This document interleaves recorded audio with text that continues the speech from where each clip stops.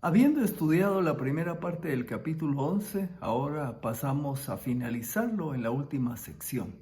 Aquí encontramos precisamente cuando es sonada esa séptima trompeta y viene un anuncio que surge que dice lo siguiente: el reino del mundo ha venido a ser de nuestro Señor y de su Cristo. Él reinará por los siglos de los siglos. Este es un anuncio esperado y como resultado de una explosión de adoración y alabanza allá en el cielo. Sin embargo, también en este capítulo vamos a ver la reacción de la humanidad. Dice que se enfurecen y ante esto es innegable que la ira de Dios será ejecutada. Así que estudiemos el capítulo 11 en su segunda sección. Bienvenidos a Apocalipsis capítulo 11 de los versículos 15 al 19.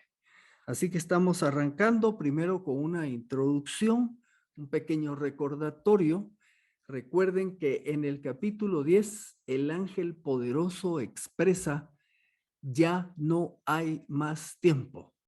Como dice Evis Carballosa, no hay más dilación, ha llegado el momento. Agrega en el versículo 7, sino que en los días de la voz del séptimo ángel, cuando él esté por tocar la trompeta, también será consumado el misterio de Dios, como él lo anunció a sus siervos los profetas. Y ustedes se recordarán que esto generó gran expectativa, porque con ese toque de la trompeta se iba a dar a conocer precisamente ese misterio de Dios, como se expresa acá: será consumado el misterio de Dios. Esto es la plena revelación de cómo se llevará a cabo el plan de Dios. Continuamos y se nos dice acá en Apocalipsis 11, versículo 2, cuando se le da la orden a Juan de que mida el templo. Y en el versículo 2 se le dice: deja aparte el atrio de afuera del templo y no lo midas, porque ha sido dado a los gentiles y ellos pisotearán la ciudad santa por 42 meses. Este versículo que habla sobre ese poder que van a tener los no judíos en la santa ciudad por ese tiempo, tiene un antecedente allá en Lucas 21-24. Jesús está diciendo esto: caerán a filo de espada y serán llevados cautivos a todas las naciones, refiriéndose al pueblo de Israel. Y agrega: Jerusalén será pisoteada por los gentiles hasta que se cumplan los tiempos de los gentiles. Y esta frase, tiempos de los gentiles, se refiere al periodo que va desde la caída de Jerusalén en el año 587 antes de Cristo. Para hacer un recordatorio, para este momento el reino del norte, o sea Israel, ya había sido vencido y llevado cautivo por los asirios buen número de años antes, y posteriormente el reino del sur o Judá es derrotado por los babilonios y llevado cautivo, y en el 587 pues Nabucodonosor destruye Jerusalén, incluyendo el templo. Es más, se considera que a partir de aquí queda perdida el arca que estaba dentro del templo. Y este tiempo en que ahora los gobiernos, los poderes gentiles tienen un protagonismo fundamental en la historia, empieza aquí y va a durar hasta que regrese Jesucristo en su segunda venida. A esto es a lo que se le llama el tiempo de los gentiles. Muy bien, vamos a empezar entonces con el siguiente versículo en nuestro capítulo 11, donde dice así: el séptimo ángel tocó la trompeta y en el cielo se oyeron grandes voces que decían: el reino del mundo ha venido a ser de nuestro Señor y de su Cristo. Él reinará por los siglos de los siglos. Quiero hacer notar aquí algo interesante. Si ustedes tienen la versión Reina Valera, va a decir los reinos, pero de donde se tradujo el Nuevo Testamento, las mejores versiones, los mejores manuscritos, en realidad la palabra es en singular. Por eso aquí ustedes con la Reina Valera 2015 y también la nueva Biblia de las Américas, la nueva versión internacional y otras que ya son traducciones más recientes, pues ya tienen el término el reino, y vamos a explicar más adelante qué significa esto. Bueno, el séptimo ángel tocó la trompeta. El toque de la séptima trompeta señala la respuesta de Dios a la oración: venga tu reino, hágase tu voluntad, como en el cielo, así también en la tierra. Por cientos de años, la iglesia, los creyentes, pues han elevado la oración del Padre Nuestro, que es donde está contenida esta parte donde dice: venga tu reino, hágase tu voluntad como en el cielo, así también en la tierra. Así que cuando el ángel toca el séptimo ángel toca la trompeta, viene a ser realidad esta oración que se ha hecho. Y vamos a entender un poco más adelante por qué eso de que venga tu reino y que se haga tu voluntad. Alguien diría, bueno, pero no es Dios soberano y poderoso. Sí, pero vamos a entender algo más que aprenderemos hoy. La séptima trompeta se relaciona también con un pasaje del Antiguo Testamento. Ahí en Joel capítulo 2, versículo 1 y 2, dice: toquen trompeta en Sión y suenen alarma en mi santo monte. Tiemblen todos los habitantes de la tierra, porque viene el día del Señor. Y lo que estamos viendo precisamente aquí es eso, el día del Señor. El día del Señor es la culminación de toda la historia de la humanidad hasta que venga Jesucristo en su retorno a reinar. Termina el pasaje diciendo: ciertamente está cercano, día de tinieblas y densas sombras, día nublado y de densa oscuridad. Como la aurora sobre los montes, se extiende un pueblo grande y poderoso. Nunca ha habido nada semejante a él, ni tampoco lo habrá después por años de muchas generaciones. Y como hemos visto aquí, esta profecía tiene cumplimiento en lo que estamos viendo aquí en Apocalipsis. Ahora, estamos diciendo que esta trompeta, el séptimo ángel toca una trompeta y sí tiene relación con este pasaje de Joel, pero no tiene relación con este pasaje. Primera Tesalonicenses 4:16, ahí se nos describe que hay una trompeta también.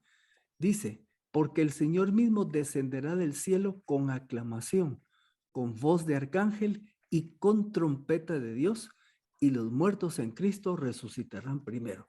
Hay algunos que han interpretado que cuando este séptimo ángel toca la trompeta, algunos han dicho que se refiere a esta trompeta de Primera Tesalonicenses 4:16, pero aclaramos que no se refiere a eso, porque la trompeta que está aquí en este versículo tiene que ver con un evento que involucra a la iglesia. Y vamos a ver un siguiente versículo y ahí atamos entonces la idea.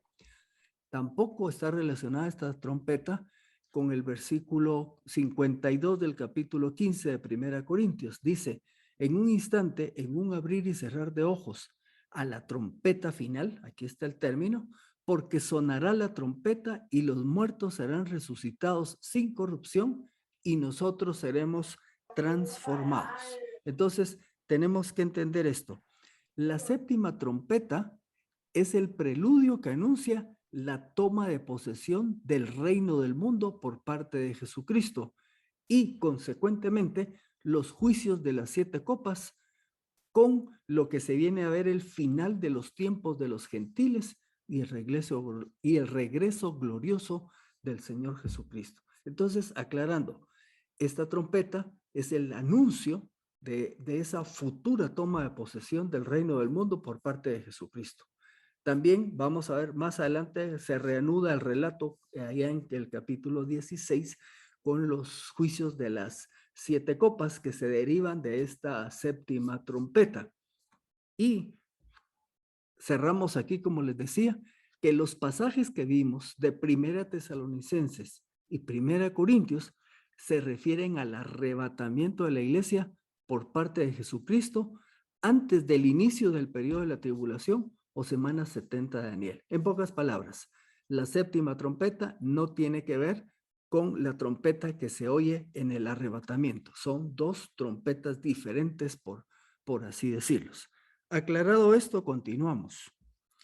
Dice el versículo: y en el cielo se oyeron grandes voces que decían: Posiblemente estas grandes voces se refieren a los seres angelicales que están alrededor del trono, que hemos estado viendo en los capítulos anteriores, que pueden ser los 24 ancianos, los seres celestiales angelicales que estaban en la presencia y todo ese montón de ángeles que nos ha descrito Juan. De ahí pueden provenir estas voces. ¿Y qué es lo que dicen estas voces? El reino del mundo ha venido a ser de nuestro Señor y de su Cristo. Él reinará por los siglos de los siglos. Si ustedes revisan ahí, dice que el reino del mundo ha venido a ser. Pareciera como que no era, pero vamos a ver algunos otros pasajes donde se anuncia algo similar. Si viajamos al pasado, al libro de Daniel, hay un relato similar. En Daniel 7, 3, 14, perdón, 7, 13 y 14, dice así: estaba yo mirando en las visiones de la noche, y he aquí que en las nubes del cielo venía alguien como un hijo del hombre. Este es Jesucristo. Llegó hasta el anciano de días, Dios el Padre, y lo presentaron delante de él. Entonces le fue dado, aquí está la similitud, el dominio, la majestad y la realeza. Todos los pueblos, naciones y lenguas le servían. Su dominio es dominio eterno que no se acabará, y su reino uno que no será destruido. Aquí en Daniel se nos está viendo hacia futuro el hecho de la toma de posesión del reino de Jesucristo. Y aquí en Apocalipsis estamos viendo que dice que es algo que ha venido a ser. Y aquí en la siguiente diapositiva yo pongo la pregunta: ¿cómo así que ha venido a ser? Si ustedes se van al libro de Crónicas, primer libro de Crónicas, capítulo 29, 11, está esta declaración: tuyos son, oh Señor, la grandeza, el poder, la gloria, el esplendor y la majestad, porque tuyas son todas las cosas que están en los cielos y en la tierra. Tuyo es el reino, oh Señor, y tú te enalteces como cabeza sobre todo. Entonces, nos preguntamos, bueno, si aquí ya lo sabíamos, si hay más pasajes que nos dicen esto, que todo le pertenece a Dios, ¿cómo va a ser posible que aquí en Apocalipsis se nos dice que es algo que está viniendo a ser, que va a tomar posesión? Bueno, aquí vamos a entender otro de los elementos que debemos de tener en mente. Dice Evis Carballosa: el reino del sistema mundial se refiere al sistema organizado del orden mundial, oiga esto, originalmente creado por Dios y centrado en él mismo, pero que desde la caída hasta este preciso momento del anuncio de Apocalipsis 11:15 ha estado gobernado por Satanás, el usurpador. En pocas palabras, ¿por qué aquí en este versículo se dice que el reino ha llegado a ser de nuestro Señor Jesucristo? Porque desde que Adán pecó, él cedió los derechos de la administración de esta creación, y quien usurpó esa posición fue Satanás. Y entonces desde ese tiempo hasta ahora, él ha sido el que ha, por así decirlo, gobernado el mundo. Por supuesto, porque Dios lo ha permitido, porque por encima de todo esto Dios es soberano. Pero veamos algo más. Adán, cuando pecó, dijimos, cedió los derechos a Satanás. Pero por otro lado, Jesús, al dar su vida en la cruz, pagó el precio de la redención de toda la humanidad y del reino de la creación. En algunas de las sesiones pasadas yo les puse el ejemplo de aquel niño que había fabricado un barquito y que un día jugando en un riachuelo, en una pequeña corriente de agua, cayó mucha lluvia y el barquito se fue y se le perdió. Y tiempo después lo anduvo buscando en el pueblo y lo encontró en una venta de cosas usadas, etcétera. Y cuando él dijo que ese barquito era de él, el dueño del negocio, pues le dijo que no, que si lo quería lo tenía que comprar. Así que el niño fue a casa y agarró todos sus ahorros y fue y compró el barquito. Y dijo: este barquito ha sido mío dos veces, primero porque lo hice y dos porque ahora pagué por él. Y ese ejemplo lo usábamos para ilustrar precisamente esta situación, ¿verdad? Que nosotros somos hechura de Dios, pero ante el pecado se perdió, se rompió esa relación, y luego Jesucristo con su vida paga en la cruz para redimirnos de la esclavitud del pecado, pero también implica toda la creación. Así que durante todos estos años y hasta el futuro, el mundo está bajo el control de un usurpador que es Satanás. Algunos versículos, el mismo Jesucristo enseñó parte de esto. Juan 12:31. Ya está aquí el juicio de este mundo. Ahora el príncipe de este mundo será echado fuera. El mismo Jesucristo le dice a Satanás, príncipe de este mundo. 14:30 de Juan. Ya no hablaré mucho con ustedes porque viene el príncipe de este mundo y él no tiene nada en mí. Y luego en 16:11, hablando de la tarea del Espíritu Santo, el versículo 11 dice, y en cuanto a juicio, porque el príncipe de este mundo ha sido juzgado. Unos pasajes más, en los cuales, allá en 2 Corintios 4:4, dice, en los cuales el Dios de este mundo ha cegado el entendimiento de los incrédulos, para que no vean el resplandor del evangelio de la gloria de Cristo, que es la imagen de Dios. Aquí se le llama Dios de este mundo.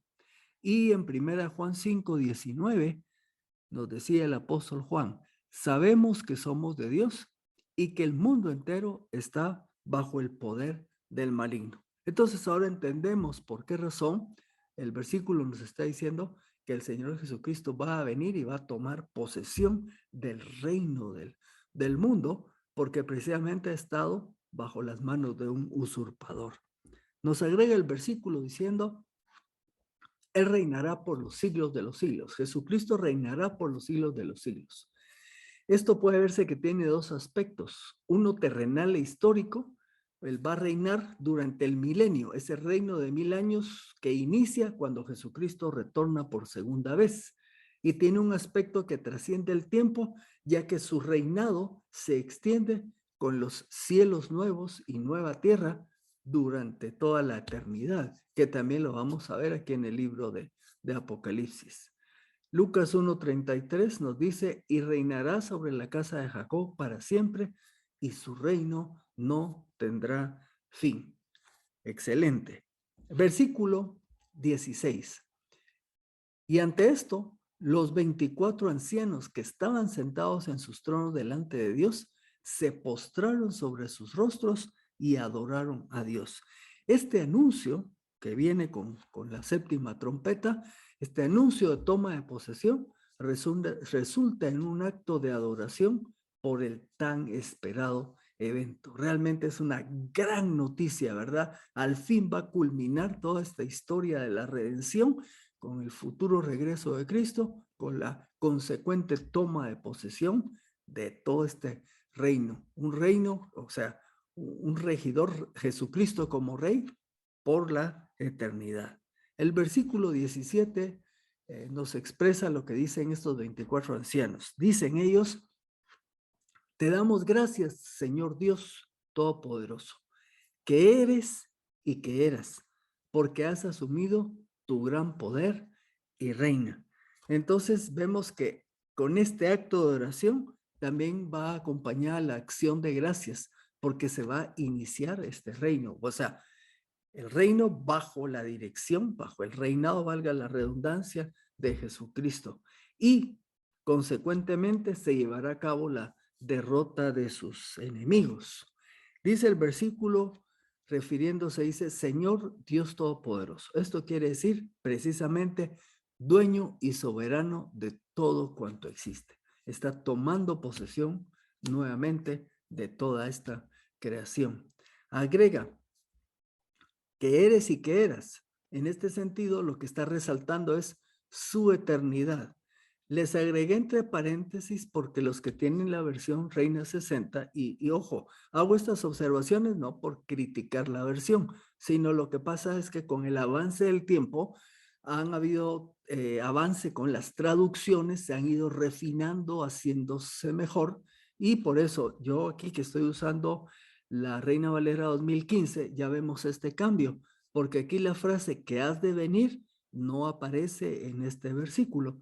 Lo que sucede es que se han hecho traducciones de manuscritos más antiguos y que se considera que tienen más fidedignidad, y esta frase no aparece en estos más antiguos, así que los traductores de las que ya mencioné, como la la nueva Biblia de las Américas o la nueva versión internacional y esta de Reina Valera 2015, pues ya han tomado estos manuscritos y se dan estos pequeños cambios. De una vez aclaro, alguno me podría decir, o sea que ya no tenemos que usar la Reina Valera 60. No, no estoy diciendo eso, solo estoy mencionando que ha habido cambios en el lenguaje. Ya les he dicho antes, por ejemplo, si ustedes leen la Reina Valera 60, van a ver que ahí aparece el lenguaje de vosotros, que nosotros en América Latina pues ya casi no utilizamos.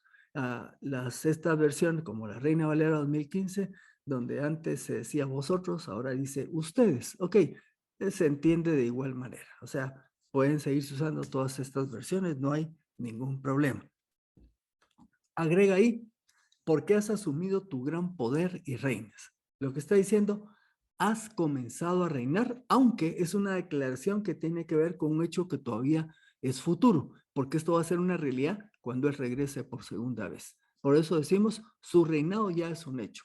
Este reinado tendrá su cumplimiento cuando Cristo venga con poder y gloria a ocupar el trono de David. Palabras de Evis Carballosa. El versículo 18, que nos dice, las naciones se enfurecieron, pero ha venido tu ira y el tiempo de juzgar a los muertos y de dar su galardón a tus siervos los profetas y a los santos y a los que temen tu nombre, tanto a los pequeños como a los grandes, y de destruir a los que destruyen la tierra. En este versículo hay un montón de información, ¿verdad? Ante este anuncio de que Jesucristo va a tomar el control, va a tomar posesión del reino de la tierra, ¿cuál es la reacción de aquellos que no creen en él? Dice este versículo, las naciones se enfurecieron. En pocas palabras, se airaron, se enojaron. Esto quiere decir una profunda y continua hostilidad ante el inminente establecimiento del reino de Cristo. Como vemos el contraste, mientras que los 24 ancianos, y de acuerdo a la interpretación de John MacArthur, que dice que representa a la iglesia que fue llevada al cielo por el rapto, entonces ante ese gozo, esta acción de gracias, esta adoración que hay de los 24 ancianos, la respuesta del mundo es contraria, ¿eh? Dice que se enfurecieron. Y esto evoca el Salmo 2, donde se nos habla de Jesucristo tomando el reino, pero en el Salmo ese también se nos repite esta escena de las gentes. Dice el versículo 1 al 3. ¿Por qué se amotinan las naciones y los pueblos traman cosas vanas? Se presentan los reyes de la tierra y los gobernantes consultan unidos contra el Señor y su ungido, diciendo, rompamos sus ataduras, echemos de nosotros sus cuerdas. Qué tontería podrían decir ustedes. ¿Cómo se atreven a querer resistirse al Creador, al Todopoderoso, al Omnisciente, etcétera, etcétera? Bueno, pero así es la necedad del ser humano.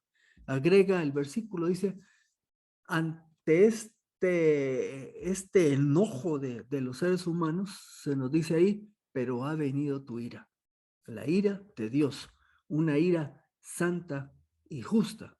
Recordemos lo que nos dice ya Romanos 1:18, pues la ira de Dios se manifiesta desde el cielo contra toda impiedad e injusticia de los hombres que con injusticia detienen la verdad. Y es lo que estamos viendo, ¿verdad? Una verdad se manifiesta. Jesús ha de tomar el control, la posesión del reino del mundo, y los seres humanos se enfurecen, se quieren oponer a eso. Y entonces Romanos ya había establecido allá, Pablo, ¿verdad? La ira de Dios se manifiesta desde el cielo contra toda impiedad e injusticia de los hombres que con injusticia detienen la verdad. Y entonces aquí estamos viendo sí ya la plena manifestación de la ira de Dios a través de los distintos juicios que hemos estado estudiando y que vamos a seguir viendo en los próximos capítulos. Este versículo también agrega que junto con esto también llega un tiempo, dice, tiempo de juzgar a los muertos. Ahí la palabra tiempo, en el pasado vimos que para decir tiempo hay dos palabras, una es cronos y otra es kairos. Aquí la palabra es kairos, ¿verdad? Cronos es el tiempo como lo medimos nosotros, con un reloj, horas, minutos, segundos, días, ese es el cronos. El tiempo kairos es también un sentido de tiempo, pero de acuerdo al propósito, de acuerdo a los planes de Dios. Por eso aquí se dice el tiempo, es el apropiado, el correcto para juzgar a los muertos. Menciona que va a haber juicio, pero lo menciona de manera general porque este proceso de juicios va a tener varias fases. Aunque lo vamos a ver más adelante, recuérdense que en Apocalipsis, más ya casi finalizando, vamos a tener algunos juicios. Uno que va a ser para aquellos que han sido creyentes y que es un juicio para que reciban el galardón de la vida eterna, pero va a haber otro juicio donde va a ser un juicio de condenación. Entonces, en este versículo se nos está hablando de manera general que puede abarcar esos aspectos del juicio que vendrán más adelante y los estudiaremos más adelante. Pero precisamente con el sonido de la trompeta también viene este tiempo en que habrá juicios. Vamos a ver qué va a haber en esto. Dice el mismo pasaje. Dentro de esto va a haber un aspecto en que de dar galardón a tus siervos, los profetas, y a los santos y a los que temen tu nombre, tanto los pequeños como los grandes. Muy bien, dos grupos grandes podemos ver aquí. Uno van a ser tus siervos, los profetas, y otros van a ser los santos, que son, o sea, los que temen tu nombre. No importa si eran personas que se distinguieron o no, de eso no importa, es para todos aquellos creyentes. Los santos son los que han creído en Cristo, son aquellos que temen al Señor Jesús. Entonces estos dos grupos, profetas y santos, van a recibir galardón, dice aquí el pasaje. Mateo 16:27, porque el Hijo del Hombre ha de venir en la gloria de su Padre con sus ángeles, y entonces recompensará a cada uno según su conducta. Existen buen número de pasajes donde van a repetir esta idea, que va a haber recompensa para los creyentes, y con esta temática que está aquí dice, según su conducta. Entonces tenemos que ver esto. Aquel que cree en Cristo recibe perdón de pecados y vida eterna. Eso va a ser común para todo aquel que cree en Cristo. Pero por otro lado, por lo que estamos viendo aquí, y hay más pasajes que lo indican, va a haber una especie de recompensas o galardones para estos creyentes de acuerdo a cómo hayan vivido la vida cristiana. Entonces, por lo menos yo diría que aquí deberíamos de aprender que la manera como nosotros querramos vivir nuestra vida para el Señor tiene resultados. Mire, aquí no es de que uno diga, bueno, mira, como ya creíste en Cristo y ya sos salvo y tus pecados son perdonados, pues ya estuvo, ahí quédate. No, yo diría que no, yo diría que tenemos, por eso estudiamos la Biblia, para conocer la voluntad de Dios, para buscar hacerla. Y lo que pasa es que aquellos que caminen en pos de vivir una vida que agrade a Dios haciendo su voluntad, pues acá estamos viendo que van a haber recompensas a un futuro. Entonces, todo lo que hagamos, ojo, no para ganarnos la vida eterna, no para ganarnos el perdón de pecados, eso es por gracia, eso no nos costó a nosotros, eso lo pagó Jesucristo.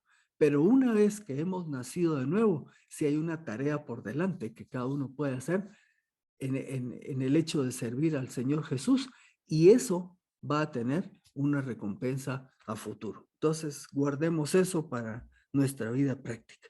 Continúa el versículo diciendo que va a haber una consecuencia también diferente, porque así como no hay recompensas para los...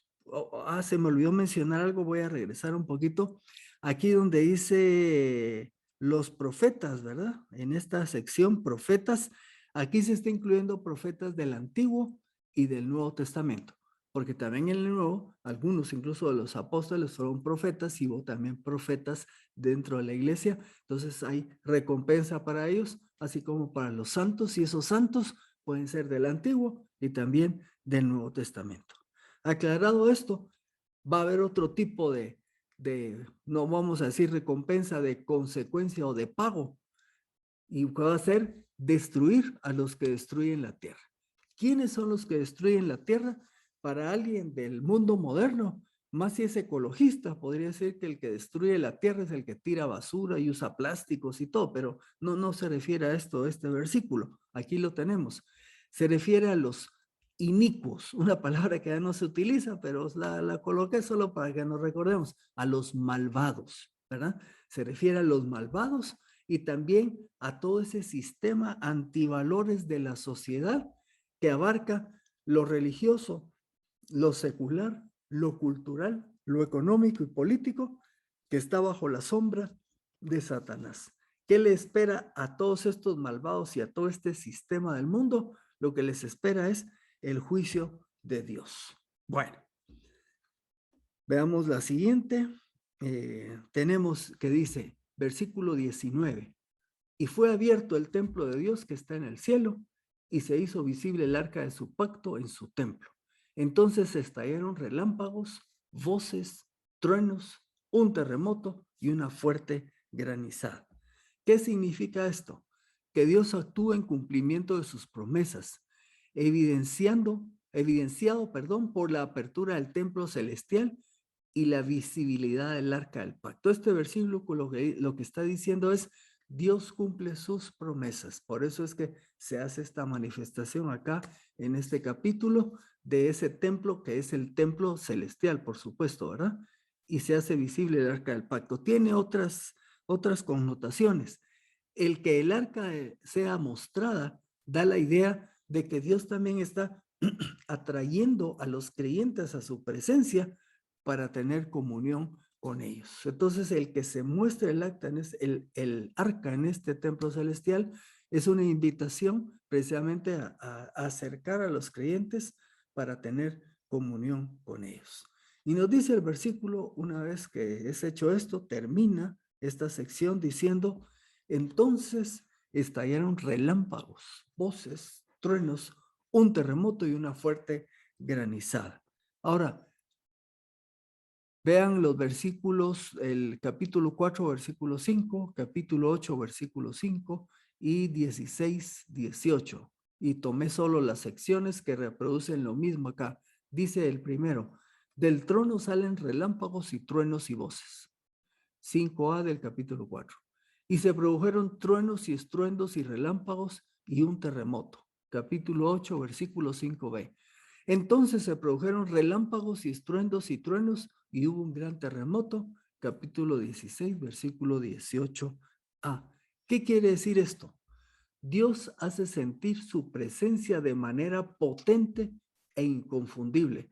Cada vez que en estos versículos se dieron estas manifestaciones, precisamente lo que está anunciando es ese poderoso Dios que está activo dentro del desarrollo de la vida de su creación.